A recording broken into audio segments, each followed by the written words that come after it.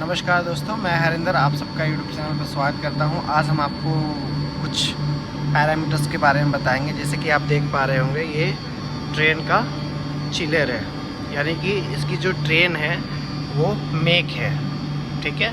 और इसके सारे पैरामीटर्स के बारे में बताएंगे। जैसे कि आप देख पा रहे हैं कि ये आपका सबसे पहले आपका मेन दिख रहा है, रिपोर्ट्स दिख रहा है और सेटिंग्स दिख रहा है। तो मेन में आपके जितने भी होते हैं सारे वो रिपोर्ट्स, आपके पैरामीटर्स मेन, तो ये आपका जो दिखा रहा है, आपका जो डिस्प्ले पे शो हो रहा है वो आपका मेन पैरामीटर्स दिखाते हैं। Evaporator entering living water temperature and condenser entering water and living water temperature condenser. और ये active chiller water set point, आपने सेट पॉइंट क्या कर रखा है चिलर का वो दिखाता है। एवरेज लाइन करेंट, यानी आपका जो रनिंग, जब इस रनिंग कंडीशन में आपका कितना लोड पे चल रहा है चिलर, वो दिखाएगा, वो शो करेगा। और आपका जो active current line set point है, डैट मीन्स आपने वो सेट कर रखा है कि इस करंट से इतना लोड से ऊपर ना जाए, ठीक है। तो फिर हम आगे चलते हैं और ये रिपोर्ट्स पे जाएंगे। रिपोर्ट्स में जैसे देख रहे हैं कि ये 5 पैरामीटर्स जो आपको देखने को मिल रहे हैं, वो पहला है एवोपरेटर, दूसरा है कंडेंसर, तीसरा है कंप्रेसर और ये सर चिलर लॉग यानी हिस्टोरिक डायग्नोस्टिक, ठीक है। तो सबसे पहले हम चलेंगे एवोपरेटर में। एवोपरेटर में जाएंगे तो जैसे कि आप देख पा रहे हैं, इंटरिंग जो आपका अप्लाई टेम्परेचर है, रिटर्न टेम्परेचर है।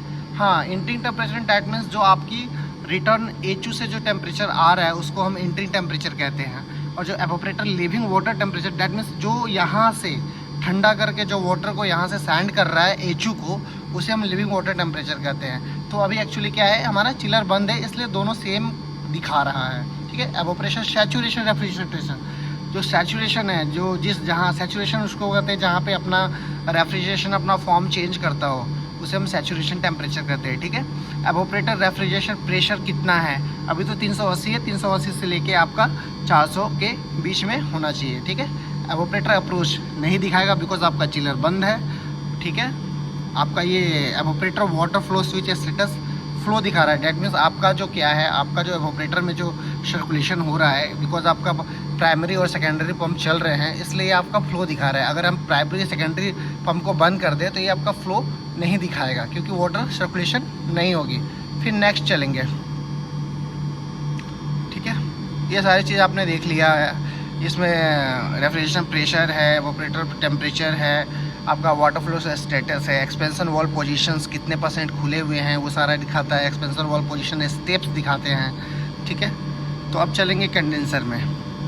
Condenser entering water temperature, that mean same thing है जो मैंने आपको एवोपरेटर के लिए बताया था। एंटरिंग मतलब जो चिलर में एंटर हो रहा है वाटर, जो रिटर्न जिसको बोलते हैं, और जो सप्लाई बोलते हैं, जो यहाँ से भेज रहा है, जो एचयू को भेज रहा है वाटर को ठंडा करके, वो हमारा लिविंग वाटर टेम्परेचर होता है।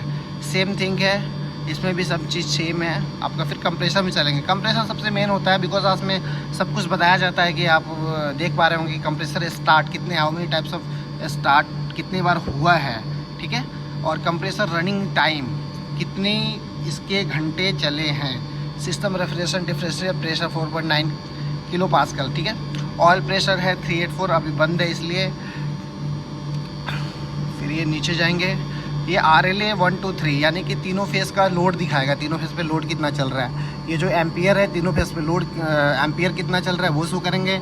और ऑलरेडी इसको वोल्टेज मिल रहा है इसलिए इसमें वोल्टेज दिखा रहा है 412 एंड 411 एंड 4112 तीनों फेस का दिखा रहा है, ठीक है। अब चौथा बात करेंगे हम चिलर लॉक्स की, ठीक है।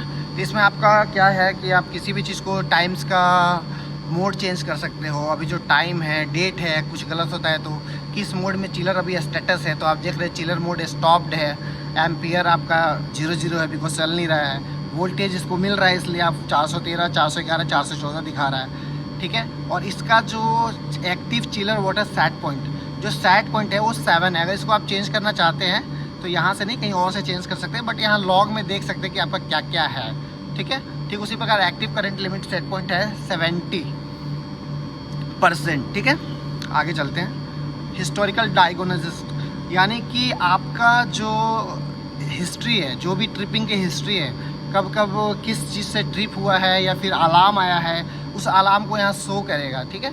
तो आप इस चीज़ को हिस्ट्री में देख सकते हैं। आप जितने भी आपके अलार्म्स आए हुए हैं या फिर किसी वजह से आपका चिलर ट्रिप हुआ है, ये सारी चीज़ यहाँ पे आपको दिखाएगा। ठीक है, ये मेन चीज़ें होती हैं। ठीक है, और आपका सेटिंग में क्या है, चिलर में चिलर को ओपन करेंगे तो इसमें आप सेट कर सकते हैं। अगर front panel chiller water set point है, अगर 7 सेट है, अभी मैं इसको 8 भी कर सकता हूँ। देखो ये बढ़ रहा है ना, और इसको इंटर दबाएंगे, अभी हमारा सेट हो गया, यानी 7.4 अभी हमने सेट कर दिया। फिर से बैक टू नॉर्मल करेंगे, तो फिर इसे बैक टू नॉर्मल करने के लिए आपका 7 पे सेट था ना, सॉरी, ये 7 पे बैक टू नॉर्मल सेट कर दिया। ठीक है, ठीक इसी प्रकार ये अब सेट हो गया पॉइंट। अब ठीक इसी प्रकार आपका front of panel current limit set, अगर सपोज डेट आपको कभी भी चिलर को हम 80% पे लोड पे चलाते हैं, ठीक है, तो 80% लोड हम ऑन करके मतलब सेट करके रखते हैं। बाद में अब चिलर जब आपका स्टार्ट हो जाएगा, उसके बाद आप लोड को इंक्रीज़ कर सकते हो। तो लोड को इंक्रीज़ करना है तो ठीक इसी तरह ये परसेंटेज को बढ़ा सकते हैं। जैसे कि आप देख रहे हैं 78 मैंने सेट कर दिया, अभी आप देखोगे ना 78 पे ही ये सेट है। ठीक है, डिफरेंशियल टू स्टार्ट कितने मतलब सेंटीग्रेड टेम्परेचर आए तो फिर से वो स्टार्ट हो, डिफरेंशियल टू स्टॉप कितना टेम्परेचर दोनों के डिफरेंस में, एवोपरेटर और दोनों के बीच में जो डिफरेंशियल टेम्परेचर है वो इतना आ जाएगा तो ऑटोमेटिक स्टॉप हो जाएगा। Condenser pump pre start time 1 minute का है। ठीक है, और set point source front panel. ठीक है, तो ये सारी चीज़ें हैं गाइज़। तो आपको वीडियो अच्छा लगा होगा तो प्लीज़ लाइक एंड सब्सक्राइब कीजिए। ऐसे ही वीडियोस के लिए मेरे चैनल पे बने रहिए। Thank you so much.